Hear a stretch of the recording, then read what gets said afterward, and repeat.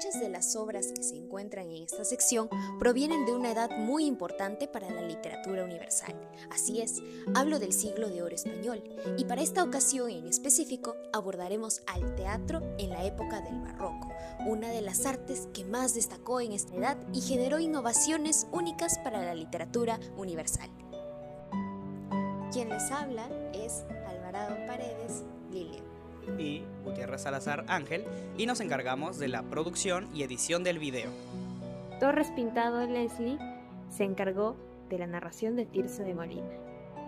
Alvarado Chávez Daniela se encargó de la narración de Lope de Vega.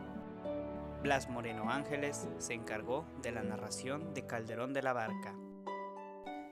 Y Puerta Gárate Soraima se encargó de la síntesis de los aportes.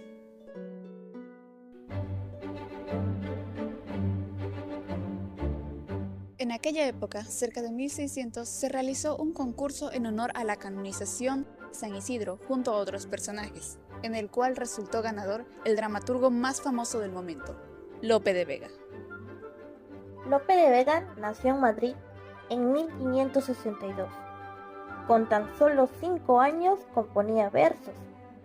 A los 12 escribió comedias y así con el tiempo fue desarrollando su arte. Se convirtió entonces en uno de los grandes dramaturgos de la lengua castellana, considerando sus obras como una de las mejores escritas en español. Lope de Vega trató temas como el amor, la fe, el honor y el nacionalismo, pero sobre todo destaca por crear nueva fórmula dramática en la que mezclaba lo trágico con lo cómico y establece un equilibrio entre el lenguaje culto del teatro clásico y el lenguaje coloquial del teatro popular. A esta fórmula se le denominó comedia nueva. Otra de sus innovaciones fue la introducción del gracioso, con Tristán, personaje de la comedia La Francesilia. Este se esfuerza por ser gracioso y burlarse de otros y de sí mismo. Es indiscreto y astuto. Trata a las mujeres de indignas del hombre y a la vez es consejero amoroso de su amo. ¡Qué irónico! Siendo así, cumple la función de aligerar la tensión y pronto se convirtió en un nuevo arquetipo del personaje, razón por la cual es común encontrarlo en distintas obras actualmente. Por otro lado, con su ensayo Arte Nuevo de Hacer Comedias, alegó por la flexibilidad de la estructura teatral mediante la ruptura de las unidades clásicas de tiempo, lugar y acción, lo que se consigue con múltiples escenarios y temas entrelazados. Por último, introdujo el uso de la polimetría, es decir, la combinación de diferentes formas con el afán de permitir mayor variedad expresiva en las escenas representadas. Por todo lo mencionado, es entendible ahora la razón por la que este autor se convirtió en un ícono del teatro español. Sin embargo, lejano a despreciar a sus contemporáneos, Lope de Vega reconoció el talento de un dramaturgo importante, Tirso de Molina. Su nombre real fue Gabriel Telles. Nació en la ciudad de Madrid en 1579. Ingresó al convento de la Merced en 1600 y dedicó su vida al teatro de comedias. Pero esta hermosa época finaliza en 1625, al ser atacado por la Junta de Reformación de las Costumbres, catalogando sus obras de profanas y de malos incentivos. Esto lo obligó a abandonar su pasión y a pasar sus últimos años enfermo hasta fallecer. Las obras teatrales cómicas de Tirso constituyen un punto importante dentro de la comedia española. Entre las características más relevantes está la capacidad de atracción para todo público, pues consistían en entretener y divertir, provocando mundos cómicos y universos llenos de burlas y enredos. Dentro del teatro tirsiano resalta, además de un humor refinado, situaciones atrevidas y una atmósfera de juego y diversión. Otras obras a destacar del autor fueron El vergonzoso en Palacio, El condenado por desconfiado y La prudencia en la mujer. ¿Alguna vez escucharon a alguien llamar a otro un Don Juan? Pues déjenme decirles que ese adjetivo nació gracias a Tirso de Molina, pues en su obra El burlador de Sevilla, Don Juan es el joven protagonista, destacando por ser seductor, encantando a 5 mujeres, y es a partir de él que se empezaron a crear personajes con las mismas características, de modo que nace un nuevo arquetipo de personaje. Pero eso no es todo. Como dato curioso, algunas de las obras tirsianas presentaban casos de travestismo, siendo parte esencial de la trama, como ocurre en Don Gil de las Calzas Verdes. Volviendo al concurso de 1622, entre los otros ganadores se encontraba alguien que se vería inspirado en Lope de Vega. Hablamos de nuestro querido Calderón de la Barca.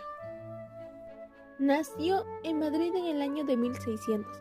Posteriormente, en 1651, se ordenó como sacerdote por no poder hacer teatro y finalmente, en mayo de 1681, falleció el domingo de Pentecostés, mientras se celebraba la Filotea. Es reconocido por su novedoso teatro que llevó en mayor magnitud el género de la comedia, pero hay que recordar que no fue un creador como tal. En cambio, supo llevar a la perfección el sistema dramático de la comedia española. Si realizamos un contraste, la sustancia del teatro de Lope es vital, porque el lenguaje que empleaba es como el hombre, natural y sincero.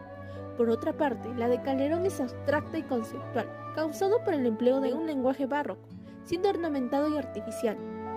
Siguiendo sus comedias, cronológicamente se ve como su lenguaje se hace más retórico y culto, y va perdiendo la naturalidad que era característica del teatro de Lope.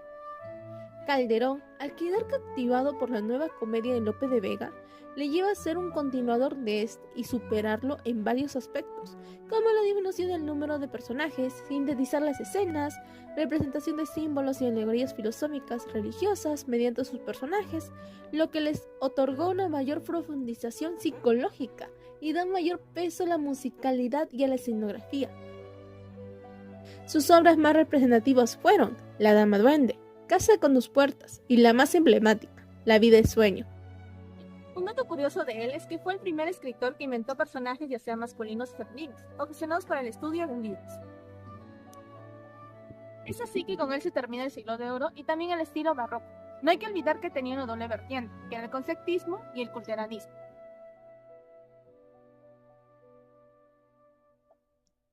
Es así como los aportes del teatro del siglo de oro español vienen de la mano de sus representantes. Como ya hemos visto, Lope de Vega creó la comedia nueva, introdujo el personaje del gracioso, mezcló lo trágico y lo cómico, hallando un equilibrio entre el lenguaje culto y el lenguaje popular. Introdujo flexibilidad en la estructura teatral y el uso de la polimetría. Por su parte, Tirso de Molina introdujo el personaje del Don Juan, y curiosamente, algunas de sus obras tirsianas presentaban casos de travestismo. Calderón de la Barca perfeccionó la comedia ya establecida por Lope de Vega, haciendo modificaciones tales como menos personajes, alegorías religiosas y filosóficas, entre otras, y fue el primer escritor que creó personajes con afinidad a los estudios y a la lectura. A través de su innovación dramática, profundidad temática, creación de personajes complejos y su contribución a la identidad nacional, este periodo ha dejado un legado duradero que continúa enriqueciendo el panorama teatral universal. Su capacidad para explorar lo humano en toda su complejidad asegura una relevancia en cualquier época. Hace no mucho fui a una obra de teatro y me resultó una experiencia bastante enriquecedora y única. Por eso les invito a que si se les presenta la oportunidad, no la desaprovechen. Y así podrán notar cómo los aportes del siglo de oro español siguen vigentes hasta el día de hoy. Finalmente, ¿se han preguntado qué es la vida? Quizá el teatro nos dé una respuesta. ¿Qué es la vida? Un frenesí. ¿Qué es la vida? Una ilusión, una sombra, una ficción. Que el mayor bien es pequeño, que toda la vida es sueño, y los sueños son.